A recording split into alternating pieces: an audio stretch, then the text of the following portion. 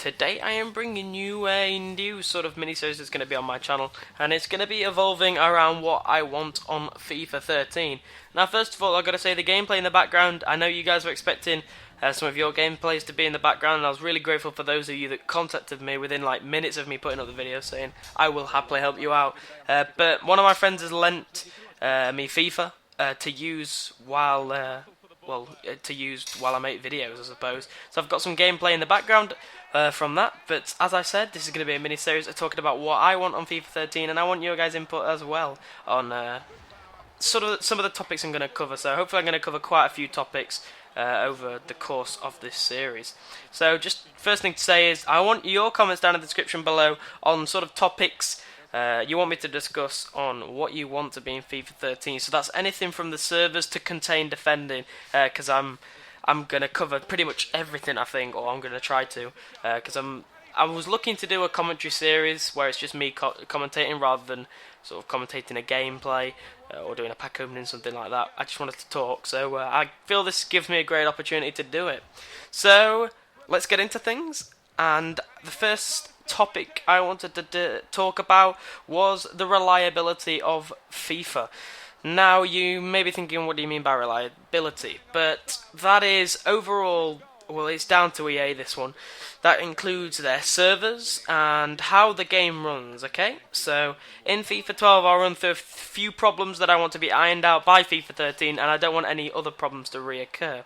So the first major one is the servers. Now the servers are poor. There's no way of getting around that.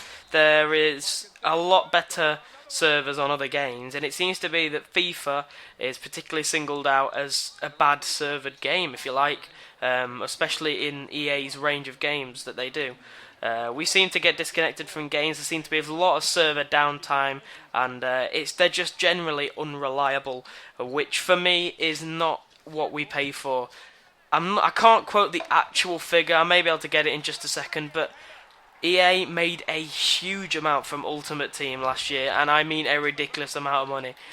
Why can't they just spend a little bit more and investing on better servers? Because people might be enticed to play the game a bit more if they're not worried about disconnecting from games every so often, because that is a really frustrating thing, and I suppose it's the main thing that people are going to say in the comments, and I guess that is what you guys are going to say, because that is what the biggest problem is. If you can't play the game, that is the problem of it. So I've actually just found it.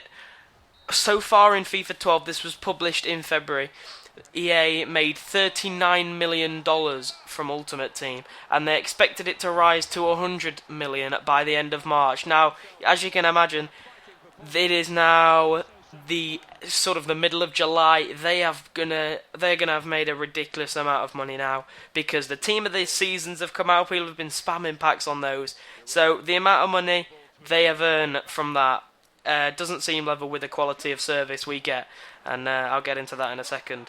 But the EA servers probably won't cost a lot to repair or to upgrade, but they're making a lot of money, so that'll be my first thing. And as I just said, I want to get into the quality of service. That is the next thing. Now, I suppose I'm going to put this under reliability, but it's not the main thing under reliability. Now, that is customer service. It seems like we have pretty much no customer service to EA. Now, a lot of people do have, if you like, hoax problems where they claim they've been hacked and they actually haven't. And but some people have been genuinely hacked. There's other problems with Ultimate Team that people ring up EA about, and I'm sad to say it seems like they did nothing. When I got hacked, I found it very hard to get through to the person that I was talking to display my problem to him. He just seemed almost uneducated in the procedure that he had to do. In the end, I did get it resolved, which I'm extremely grateful for, and I have to say props to that, because I did get my coins back, plus a lot more. And despite the fact that I didn't get an email saying your investigation has been resolved, the investigation was resolved, and I did get my coins back, so I have to give credit for that as well. One thing we are seeing is the EA Sports Twitter sort of before March time was just purely promoting people's looking packs and other EA things, EA Sports things that they were doing.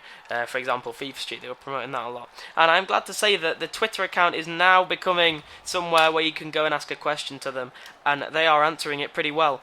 And that is a good thing to see. Some people are still not getting answered, and it's still not to the quality that the Xbox support is on Twitter, because they are the actual best. So I suppose they're a long way off that. They've still got a while to go, but I'm sure they'll get it sorted. So customer service for me is something that needs to be done to a key, and it needs to be the fact that the old saying is the customer's always right to a certain degree.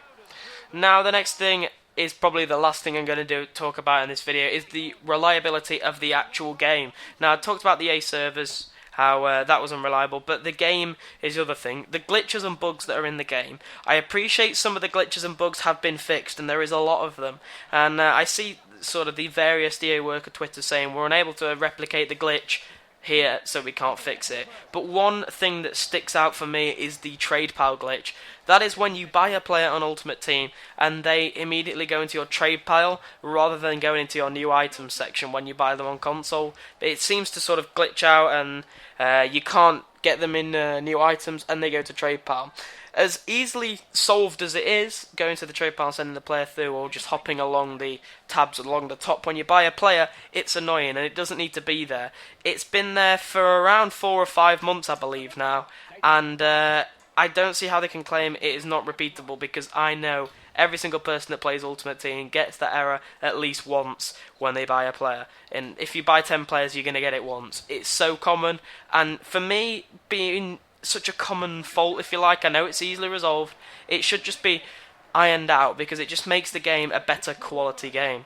So that is it for this video, guys. I hope you enjoyed it, and I want to hear what you guys thought of this video, and I also want to hear some things you think should be changed on FIFA 13. So thank you for watching this video, and I'll see you guys later.